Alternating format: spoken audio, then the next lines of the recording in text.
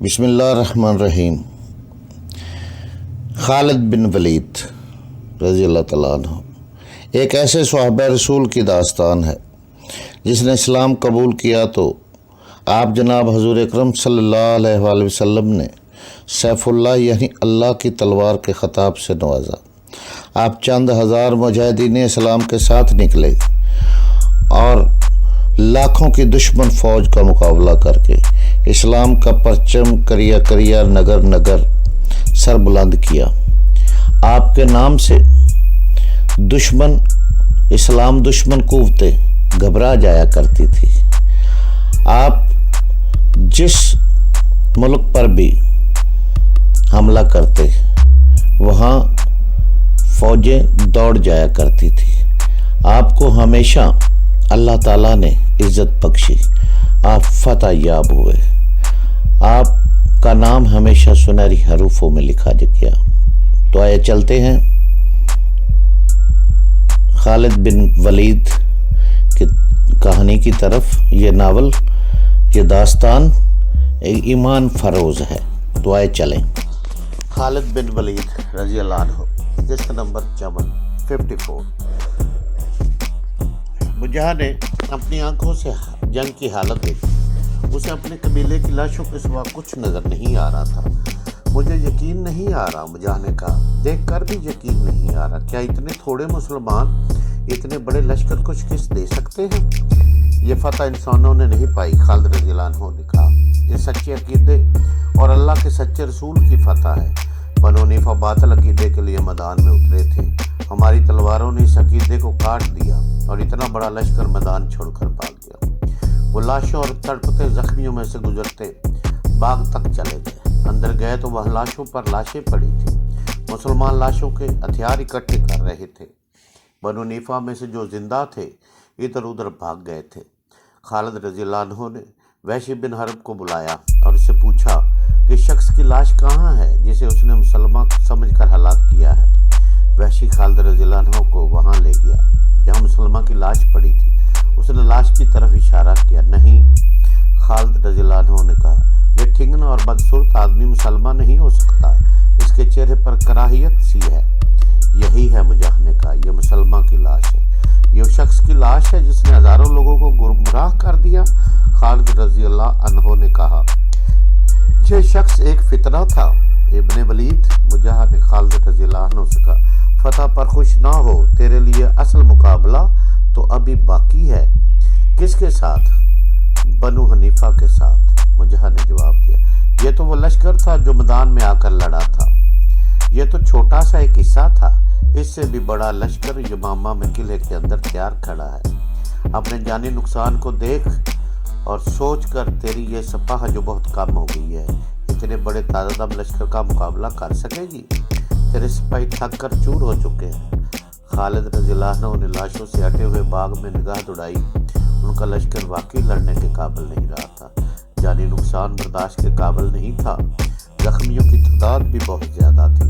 باقی لشکر کی جسمانی کیفیت یہ ہو چکی تھی کہ اللہ کے سپاہی اتنے تھک گئے تھے کہ جہاں جہاں دیکھتے وہاں لیٹ جاتے اور سو جاتے تھے۔ وہ اپنے سے 3 گنا زیادہ لشکر سے لڑے تھے، انہیں آرام کی ضرورت تھی۔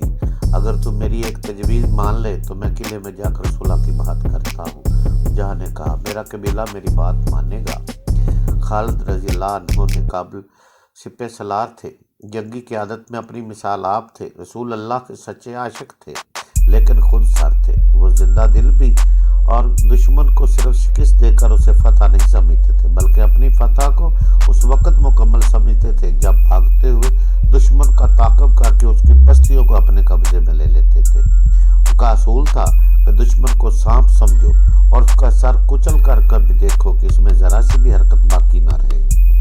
خود سری کو خالد رضی اللہ عنہ کو خوبی سمجھتے تھے۔ ان میں ڈسپلن بڑا سخت تھا، ان کے باوجود جہاں صورتحال پیچیدہ ہو جاتی، خالد رضی اللہ عنہ اپنے نائب سالاروں سے مشورے اور تجاویز لیتے تھے۔ ابجا بن مرارہ نے صلح کی بات کی تو خالد رضی اللہ عنہ نے یہ جانتے ہوئے کہ دشمن پسپا ہو چکا ہے، اس حقیقت کو بھی سامنے رکھا کہ ان کے مجاہدین لڑنے کے قابل نہیں رہے۔ خالد رضی اللہ عنہ نے اپنے نائب سالاروں کو بلایا اور انہیں بتایا کہ बनु नीफा का एक सरदार मुजाह बिन मरारा सुलह की पेशकश कर रहा है।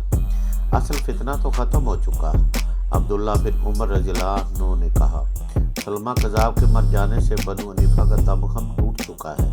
मैं तो ये बेहतर समझता हूँ कि यमामा का मुहासरा फ़ौरन कर लिया जाए और दुश्मन को सस्ताने की मोहलत न दी जाए। सिर्फ यमामा नहीं, अब्दुर्रहमान रज़ियल्लाहु अन्हु बिन अबी बकर ने कहा, बनु हनीफा मैदान जंग से भागकर ऐसी जगहों में छुप गए हैं जो छोटे छोटे किले हैं। पहले इन्हें पकड़ना ज़रूरी है, इसके बाद सुलह की बात हो सकती है। सुलह की शराइत हमारी होगी। अब्दुल्ला बिन उमर रज़ियल्लाहु अन्हु ने कहा, क्या तुम्हारी नज़र अपने लश्कर की जिस्मानी हालत पर भी है? खालिद रज़ियल्लाहु अन्हु ने कहा, अभी शहीदों और ज़ख्मियों की गिनती हो रही है। खुदा की कसम किसी जंग ने हमारा इतना खून नहीं पिया जितना ये जंग पीगी, और शायद हमें और भी खून देना पड़े। क्या तुम बेहतर समझोगे कि दुश्मन के जो आदमी इधर उधर छुप गए हैं इन्हें पकड़ा जाए ताकि यमामा के किले में जाकर हमारे मुकाबले में ना आ सके? हम यकीनन इसी को बेहतर समझते हैं। अब्दुर्रहमान रज़ियल्लाहु अन्हु ने कहा, अगर हम इन्हें पकड़ लें तो सुलह की क्या ज़रूरत रह जाएगी? मुजाह ने बताया कि इनके जिस लश्कर से हम लड़ चुके हैं इससे कुछ ज़्यादा लश्कर यमामा के अंदर मौजूद है। खालिद रज़ियल्लाहु अन्हु ने कहा, तुम मेरी इस राय को सही मानोगे कि हमारी सिपाह लड़ने के काबिल नहीं रही? तुम देख रहे हो कि हमारे मुजाहिदीन थकन से बेहाल होकर जहाँ बैठते हैं वहाँ सो जाते हैं। हमारे लिए कमक भी नहीं रही। अगर कमक मंगवाई भी जाए तो बहुत दिन लग जाएंगे। इतने दिनों में दुश्मन मुनज़्ज़म हो जाएगा और इस पर गालिब आई हुई है वो उतर जाएगी। इब्ने वलीद अब्दुल्ला रज़ियल्लाहु अन्हु ने कहा, तुमने जो खुद सोचा है वो तो बताओ। हाँ इब्ने उमर रज़ियल्लाहु अन्हु, खालिद रज़ियल्लाहु अन्हु ने जवाब दिया, मैंने सोचा कि इधर उधर बिखरे हुए दुश्मन को पकड़ा जाए, फिर यमामा का मुहासरा कर लिया जाए और इस दौरान मुजाह यमामा में जाकर अपने सरदारों के साथ सुलह की बात करें। सुलह के लिए हम ये शर्तें ज़रूर रखेंगे कि बनु हनीफा किस तस्लीम करके हथियार डाल दे। यही बेहतर है। अब्दुर्रहमान रज़ियल्लाहु अन्हु ने कहा, मैं भी इसी को बेहतर समझता हूँ। अब्दुल्ला रज़ियल्लाहु अन्हु ने कहा, फिर ये काम अभी से शुरू कर दो। खालिद रज़ियल्लाहु अन्हु ने कहा, दस्तों को मुख्तलिफ सिमतों को रवाना कर दो और इन्हें कहो कि बनु हनीफा का कोई आदमी, औरत या बच्चा कहीं नजर आए उसे पकड़ कर ले आओ। दस्तों को रवाना कर दिया गया और खालिद ने मुजाह को अपने पास बिठा लिया। इब्ने मरारा खालिद रज़ियल्लाहु अन्हु ने मुजाह से कहा, मुझे तुझ पर इत्मीनान है और मैं तुझे इस इत्मीनान के काबिल समझता हूँ। जा और अपने सरदारों से कह कि हम सुलह के लिए तैयार हैं, लेकिन शर्त ये होगी कि तुम्हारे हथियार हमारे सामने ज़मीन पर पड़े हुए होंगे। मैं इसी शर्त पर सुलह कराने की कोशिश करूँगा। मुजाह ने कहा, लेकिन इब्ने वलीद अपनी फ़ौज की हालत देख ले, मैं मज़ीद खून खराबे से हाथ रोकना चाहता हूँ। खालिद रज़ियल्लाहु अन्हु ने कहा, क्या तू नहीं चाहेगा कि तुम्हारे और हमारे जो आदमी ज़िंदा हैं वो जिंदा ही रहें? इस अपने कबीले में जाकर देख, आज कितने हजार औरतें बेवा और कितने हजार बच्चे यतीम हो चुके हैं, और ये भी सोच कि बनु हनीफा की कितनी औरतें हमारी लौंडियां बन जाएंगी। इस वक्त की तहरीरों से पता चलता है कि खालिद रज़ियल्लाहु अन्हु ये बात सुनकर मुजाह के होंठों पर ऐसी मुस्कुराहट आ गई जिसमें तमस्कर या तर्ज की झलक थी। उठ खड़ा हुआ। मैं जाता हूँ, मुजाह ने कहा। इब्ने वलीद, तेरी ख्वाहिश पूरी करने की मैं पूरी कोशिश करूँगा। खालिद रज़ियल्लाहु अन्हु अपने खेमे की तरफ चल पड़े। वो लाशों और ज़ख्मियों को देखते चले जा रहे थे। लैला ने खालिद रज़ियल्लाहु अन्हु को दूर से देखा और दौड़ती आई। क्या तुमने उसे छोड़ दिया? लैला ने खालिद रज़ियल्लाहु अन्हु से पूछा। खालिद रज़ियल्लाहु अन्हु ने उसे बताया कि उन्होंने मुजाह को किस मकसद के लिए छोड़ा है। इब्ने वलीद, लैला ने कहा, इतने इंसानों का खून किसकी गर्दन पर होगा? मैंने इतनी ज़्यादा लाशें कभी नहीं देखी हैं। जब तक इंसानों में इंसानों को अपनी ख्वाहिशों का गुलाम बनाने की ज़हनियत मौजूद रहेगी, इंसानों का खून बहता रहेगा। खालिद रज़ियल्लाहु अन्हु ने कहा, मैंने भी इतनी लाशें कभी नहीं देखी थी। आने वाला ज़माना इससे ज़्यादा लाशें देखेगा। हक़ और बातिल आपस में टकराते रहेंगे। मैं इसीलिए सुलह की कोशिश कर रहा हूँ कि और खून ना बहे। इससे आगे ना जाना। तुम जो देखोगी उसे तुम बर्दाश्त नहीं कर सकोगी। आसमान से गिद्ध उतरने लगे और उन्होंने लाशों को नोचना शुरू कर दिया। कुछ मुसलमान लाशों के दरमियान अपने जख्मी साथियों को तलाश करते फिर रहे थे। इन्हें उठा उठाकर खैमा गाह की तरफ ला रहे थे। बाकी सिपाह बनु नीफा के छुपे हुए आदमियों को पकड़ने के लिए चली गई थी। रात को खालिद रज़ियल्लाहु अन्हु को इत्तला मिलने लगी कि बनु नीफा के आदमियों को ला रहे हैं। बाज के साथ औरतें और बच्चे भी थे। खालिद रज़ियल्लाहु अन्हु ने हुक्म दिया कि औरतों और बच्चों को सर्दी और भूख से बचाया जाए, लेकिन खैमा गाह लुट चुकी थी, खुराक की किल्लत थी। खालिद रज़ियल्लाहु अन्हु ने कहा, खुद भूखे रहो, कैदी औरतों और बच्चों के पेट भरो। इनका ये हल निकाला गया कि मुसलमान मुजाहिदीन लाशों से खजूरों वगैरह की थैलियाँ खोल कर ले आए। हर सिपाही अपने साथ खाने पीने का कुछ सामान रखता था। ये औरतों और बच्चों को दिया गया। अली सुबह मुझा ये मामा से वापस आया और खालिद के खैमे में, क्या खबर लाए हो इब्ने मरारा? खालिद रज़ियल्लाहु अन्हु ने पूछा। खबर बुरी नहीं, मुझा ने जवाब दिया, लेकिन तुम उसे अच्छा नहीं समझोगे। बनु नीफा तुम्हारी शर्त पे सुलह करने को तैयार नहीं, वो तुम्हारी गुलामी कबूल नहीं करेंगे। खुदा की कसम, मैं इन्हें अपना गुलाम नहीं बनाना चाहता। खालिद रज़ियल्लाहु अन्हु ने कहा, हम सब अल्लाह के रसूल के गुलाम हैं, मैं इन्हें सच्चे रसूल के अकीदे का गुलाम बनाऊंगा। वो शर्त को भी नहीं मानेंगे। मुजाह ने कहा, और ये भी देख कि तेरे पास रह क्या गया है इब्ने वलीद। मैंने इमामा के अंदर जाकर देखा है, एक लश्कर जो ज़रा पहले तेरी इस छोटी सी फ़ौज को लोलुहान कर देने के लिए तैयार है। कभी ये हमाकत न कर बैठना कि ये मामा को आके मुहासरे में ले ले, तो कुचला जाएगा इब्ने वलीद। जोश को छोड़, होश की बात कर, अपनी शर्त को नरम कर। मैंने बनु हनीफा को ठंडा कर लिया है।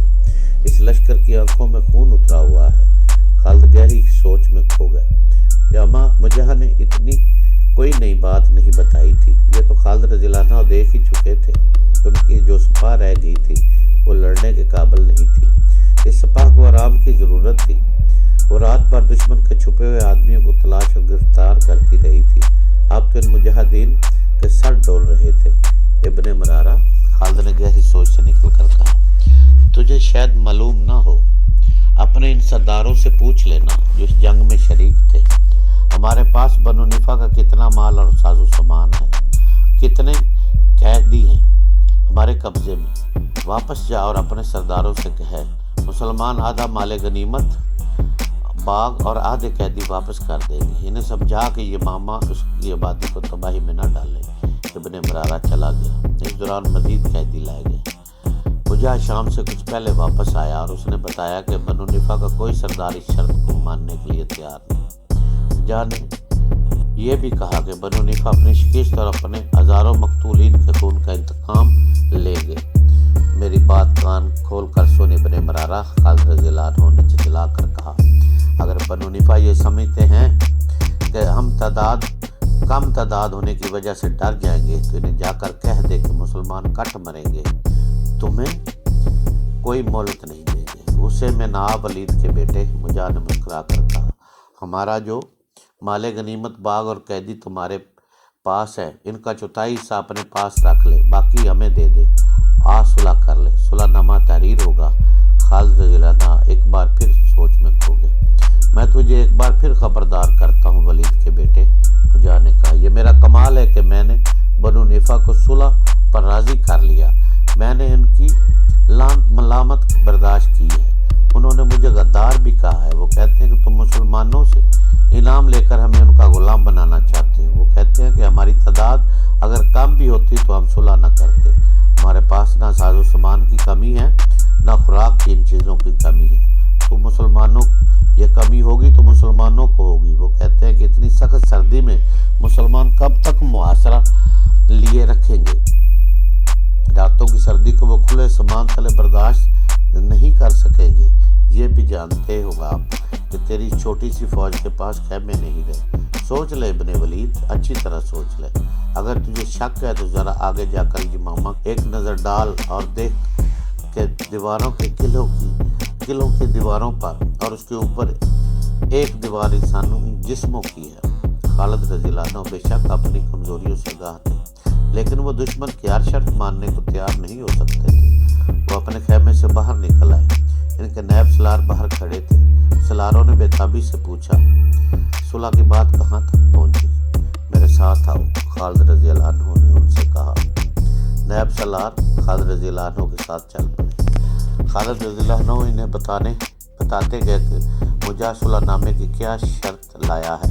वो चलते गए और ऐसी जगह जा रुके जहाँ से यमामा शहर की दीवार नजर आती थी। उन्होंने देखा कि दीवार पर आदमी ही आदमी थे। मुजा ने ठीक कहा था, शहर की दीवार के ऊपर इंसानी जिस्मों की दीवार खड़ी है। उससे साफ ज़ाहिर होता है कि शहर में बहुत बड़ा लश्कर मौजूद है। मेरा ख्याल है हमने मुआसरा किया तो हम नुकसान उठाएंगे। खालिद रज़ियल्लाहु अन्हु ने अपने नैब सलारों से कहा, दीवार पर जो मखलूक खड़ी है इसके तीर हमें दीवार के करीब नहीं जाने देंगे। हमारे पास मरवाने के लिए इतने ज़्यादा आदमी नहीं है। मैं तो सुलह की राय दूंगा, एक नैब सलार ने कहा। जिस फितने को हम ख़त्म करना चाहते थे वो ख़त्म हो चुका, एक और नैब सलार ने कहा। अब हम सुलह कर ले तो हम पर कौन उंगली उठा सकता है। खालिद रज़ियल्लाहु अन्हु अब वापस अपने खेमे में आए और मुजा को बताया वो सुलह के लिए तैयार हैं। इस वक्त सुलहनामा तहरीर हुआ जिस पर खालिद रज़ियल्लाहु अन्हु ने खिलाफत की तरफ से और मुजा बिन मरारा ने बनु निफा की तरफ से दस्तखत किए। इसमें एक शर्त यह थी कि मुसलमान यमामा के किसी आदमी को जंगी मुजरम करार देकर कत्ल नहीं करेंगे। मुजा वापस चला गया। इसी रोज़ उसने यमामा के दरवाजे खोल दिए और खालिद रज़ियल्लाहु अन्हु को शहर में मदऊ किया गया। खालिद रज़ियल्लाहु ताला अन्हु अपने सलारों और कमांडरों के साथ यमामा शहर के दरवाजे तक पहुंचे। उन्होंने ऊपर देखा, दीवारों पर अब एक आदमी भी नहीं खड़ा था, बुर्ज भी खाली थे। खालिद रज़ियल्लाहु अन्हु को तवक्को थी कि किले के अंदर इन्हें बनु निफा का वो लश्कर नजर आएगा जिसके मुतल्लिक मुजा ने इन्हें बताया था कि मुसलमानों को कुचल डालेगा, मगर वहाँ किसी लश्कर का नामो निशान न था। वहाँ औरतें थीं, बच्चे और बूढ़े थे, जवान आदमी एक भी नजर नहीं आता था। औरतें अपने घरों के सामने खड़ी थी, बाज मंडेरों पर बैठी थी। इनमें ज़्यादातर औरतें रो रही थी। इनके खावंद भाई बेटे जंग में मारे गए थे। इब्ने मरारा खालिद रज़ियल्लाहु अन्हु ने मुजा से पूछा, वो लश्कर कहाँ है? देख नहीं रहे हो इब्ने वलीद? मुजा ने दरवाज़ों के सामने और छतों पर खड़ी औरतों की तरफ इशारा करके कहा, यह है वो लश्कर जो शहर की दीवारों पर तीर कमानों बर्छियाँ उठाए खड़ा था। ये औरतें? खालिद रज़ियल्लाहु अन्हु ने हैरान सा होकर पूछा।